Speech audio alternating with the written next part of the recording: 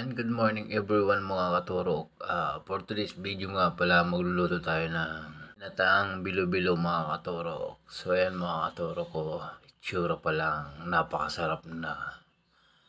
Ang gawin nyo lang yan mga katurok, bumili kayo ng galapong. O kung mayroon kayo dyan na kamuting kahoy or laman ng gabi, kaya ube.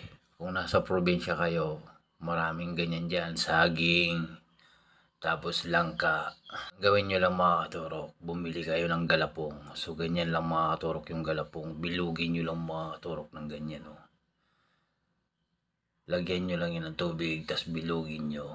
Tapos kailangan mas masarap yan mga katurok. Kung may langka yan, may langka ako dyan. Kailangan may langka rin kayo para mas mabango yung amoy ng bilo-bilo. Tapos may saging, yan. Bumili rin kayo ng saging. Pero mas masarap niya may kamote, kumpleto. Kung nasa probinsya ka, mas masarap niya kung maraming mga lamang lupa. So ayan, pag nahiwa nyo ng mga ganyan mga katurok, bumili rin kayo ng gata. Tapos pag nahiwa nyo ng mga katurok, pwede na nating umpisahan. Kaya tsara! Magsimula na tayo mga katurok. So ayan mga katurok yung mga ingredients natin dyan. Panoorin nyo na lang kung paano ko yung ginawa. Ilalagay ko dito mamaya yung lahat ng mga ginamit ko dyan. So ayan mga katurok, ilagay nyo lang yung gata sa isang malinis na kawali. Tapos pakuluin nyo lang muna para lumabas yung lasa niya. So ayan, ilagay nyo ng mga katurok yung galapong na binilog-bilog nyo. Tapos imekos-mekos nyo lang yan mga katurok.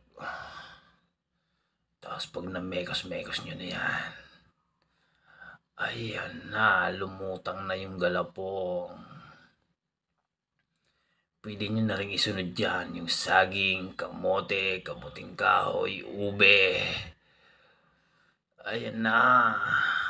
Itsura pa lang mga katurok, lami na.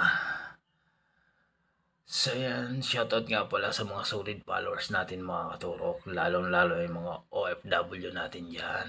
Shoutout sa inyong lahat mga katurok, mag-iingat kayo palagi.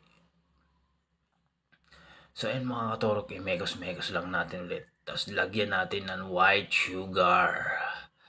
Kayo na magtansya kung gaano karaming white sugar. Kung konti lang naman yung linuto nyo, siyempre konti lang.